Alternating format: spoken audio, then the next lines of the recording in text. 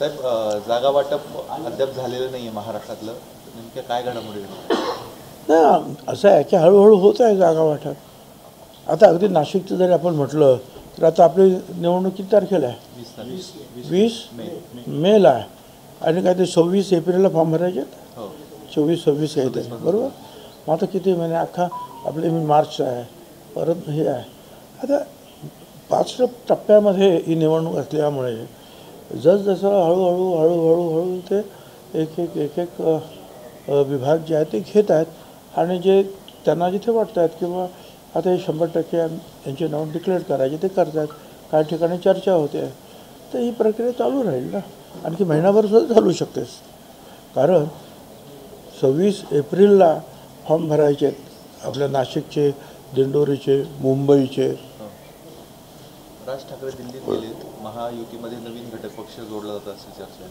नाही, आनंद आहे ना की जेवढी शक्ती, जसं आता इंडियामध्ये कितीतरी पक्ष जोडलेले आहेत तसं आता महायुतीमध्ये सुद्धा वेगवेगळे पक्ष जोडण्याची प्रक्रिया चालूच राहील. तिथे साऊथमध्ये सुद्धा जसे चंद्रबाबू आहेत, इतर आणखीन कोण कोण आहेत, हे प्रयत्न सुरू राहणार. आणि राज ठाकरे आल्यामुळे निश्चितपणे जे आहे शक्ती वाढेल. कमी काय होणार नाही महायुतीचे. पण ते संबंध जे आता जे प्रस्थापित होते ते विधानसभेला उपयोगी पडतील, महानगरपालिकेला उपयोगी पडतील. त्या दृष्टीनं ते येत असतील आणि त्यांना बरोबर ते ठेवत असतील महायुतीचे हे शीर्षस्थ नेते, तर ही चांगली गोष्ट आहे. पण साहेब, शिंदे गटाच्या म्हणा किंवा तुमच्या पक्षाच्या जागा ज्या मिळणार होत्या त्यामध्ये काही अजून चर्चा सुरू आहे. आता बघू, मुंबईला मी जातो आहे, आम्ही माहिती पडेल. कारण तर आतापर्यंत आमचा इमिजिएट आता सध्या जे आहे पहिली निवडणूक जी आहे ते लागते ती विदर्भातच लागतात. पहिल्या 2 टप्पे विदर्भातलेच दिसत आहेत. काय त्यामुळे वेळ आहे, होईल चर्चा, होईल. तिढा जो काय पडला असेल तर सुटेल. मनसेकडनं जो दावा केला जाईल जागांवर, त्यामध्ये नाशिक देखील असेल अशी चर्चा आहे की नाशिक लोकसभेची जी जागा आहे ती मनसे मागवू शकते या सगळ्यामध्ये. कारण मुंबईनंतर मनसेची ताकद ही नाशिकमध्ये होती. मला काही माहिती नाही कोणाची ताकद किती आहे, काय आहे, कुठे आहे, ते आता जे नेते मंडळी ते ठरवतात.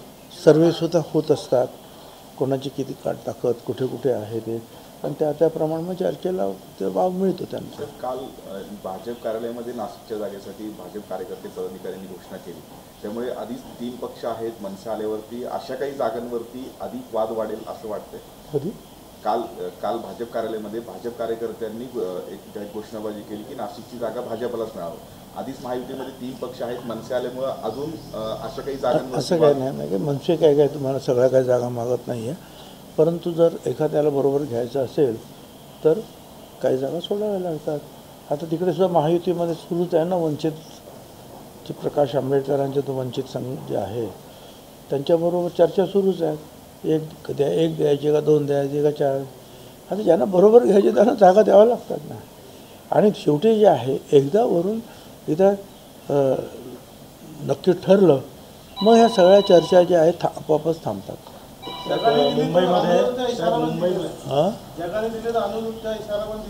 कोणी काय इशारा दिला? कोणी? भाजपच्या पदाधिकाऱ्यांनी काल आंदोलन केलं भाजप कार्यालयात. जर जागा भाजपला सोडली नाही तर आम्ही आंदोलन करू असा इशारा त्यांनी दिला. शेवटी जे आहेत मोदी साहेबांना परत बसवायचं आहे पंतप्रधान म्हणून तिथून एकदा निरोप आले की मला नाही वाटत हे सगळे जे आहेत नंतर कामाला लागतील. परंतु तोपर्यंत प्रत्येकजण जे आपापलं मत मांडणार, चर्चा करणार, त्यातून मग परत त्याची तपासणी होणार की ते जे काही सांगतायत कार्यकर्ते त्याच्यामध्ये किती तथ्य आहे, निवडून देण्यामध्ये काय अडचणी आहेत का एखाद्याला, किंवा कोणाच्या बाजूने जास्त लोकमत झुकत आहे त्याचा अभ्यास होईल ना. मुंबईमध्ये काँग्रेसच्या नेत्या प्रिया दत्त शिंदे गटाच्या वाटेवर आहे. राहुल गांधींच्या दौऱ्यानंतर पुन्हा एकदा मोठा झटका मुंबईमध्ये. मला काही कल्पना नाही, परंतु आता त्याबद्दल मी काय जे अजून घडलं ना त्याच्याबद्दल मी काहीतरी मतप्रदर्शन करणं हे बरोबर नाही.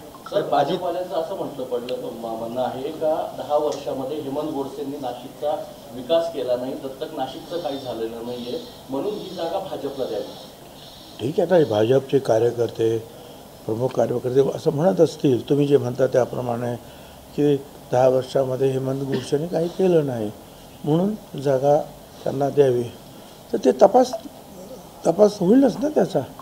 खरोखरच लोकांमध्ये लोकमत काय आहे.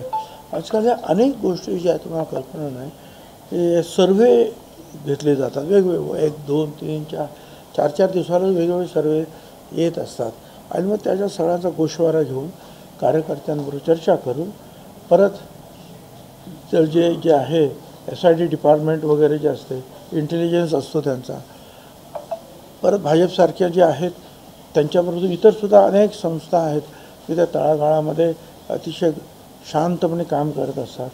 त्या सगळ्यांकडून ज्या ह्या सगळ्या गोष्टीचा गोषवारा घेऊन नंतर ते ठरवतील ना.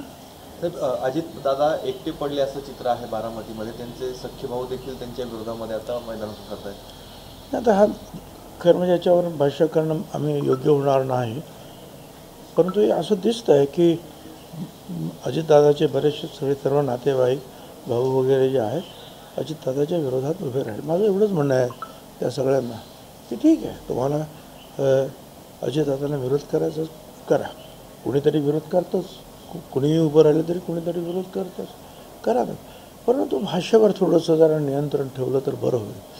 शेवटी आज राजकारणात तुम्ही एकमेकाच्या विरुद्ध उभे राहिलात तरी तुमचं रक्ताचं नातं काही हे काही तुटत नाही.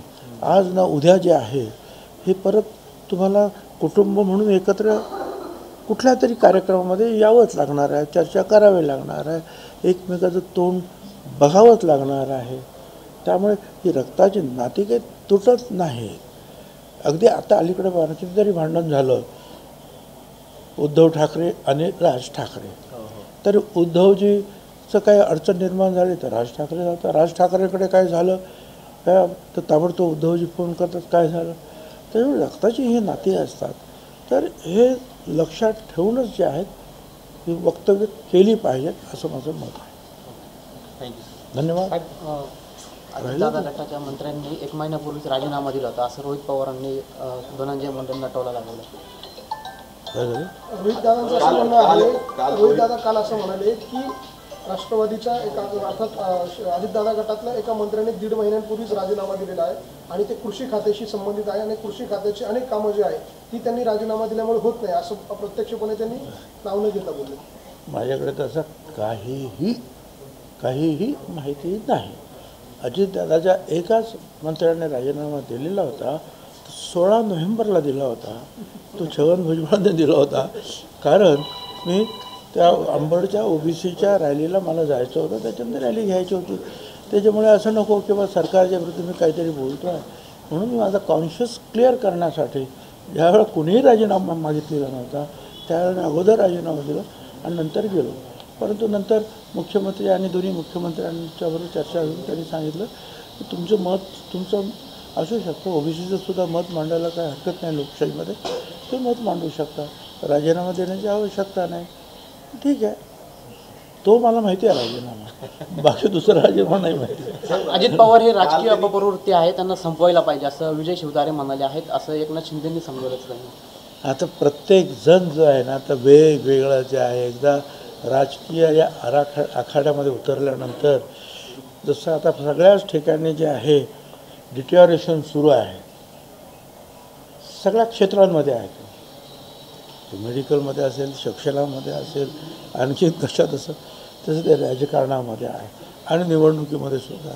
पूर्वीची भाषणं आताची भाषणं त्याच्यामध्ये फार फरक पडायला लागलेला आहे. अपप्रवृत्ती काय म्हणेल, कोण काय म्हणेल, कोण काय म्हणेल. पण आता काय करायचं, जोपर्यंत जे आहे असं काही भाष्य कोणी करत नाही की ज्याच्यावर निवडणूक आयोग आक्षेप घेत नाही तोपर्यंत हे अशा प्रकारचे शब्द वापरले जात आहेत. परंतु शेवटी जे आहे लोक ठरवतात चांगली प्रवृत्ती अपप्रवृत्ती, कोण काम उपयोगी पडतं त्यांची कामं कोण करतं आहे. सकाळपासून तर रात्रीपर्यंत जे आहे उशिरापर्यंत जे आहे कोण धावतं त्यांच्या कामासाठी, विकासासाठी, हे सगळं जग पाहत आहे.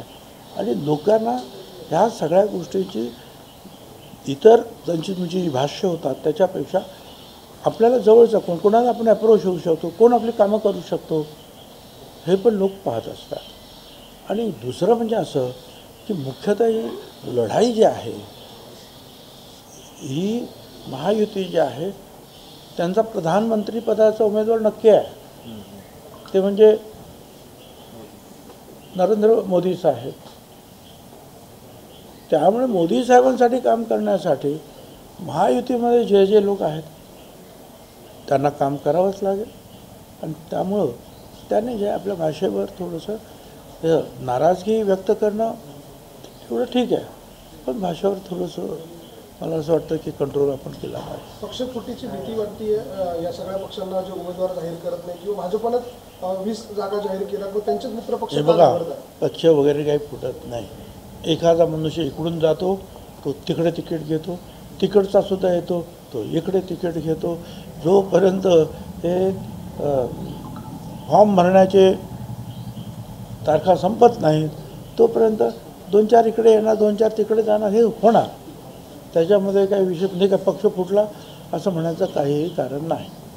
अजित पवारांसोबत गेलेले आमदार खासदारी जातींत पक्षासोबत अजित पवारांसोबत गेलेले आमदार खासदारी जातींत पक्षासोबत गेले, ते देशहिताचे नव्हते असं श्रीनिवास पाटील म्हणाले. हो हो, काय आता शिवसेनेबरोबर गेलं त्यावेळेला काय झालं, शिवसेना आणि भाजप हा दोघांचाही हिंदुत्वच आहे.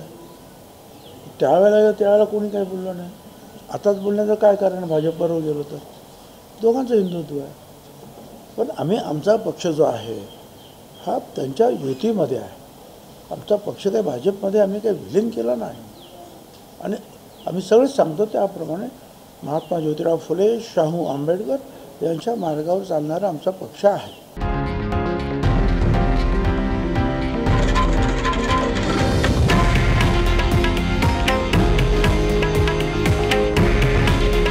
हे आहे देशातील नंबर 1 न्यूज नेटवर्क आणि आपण पाहत आहात TV9 मराठी. काळजी तुमची, हित महाराष्ट्राचं.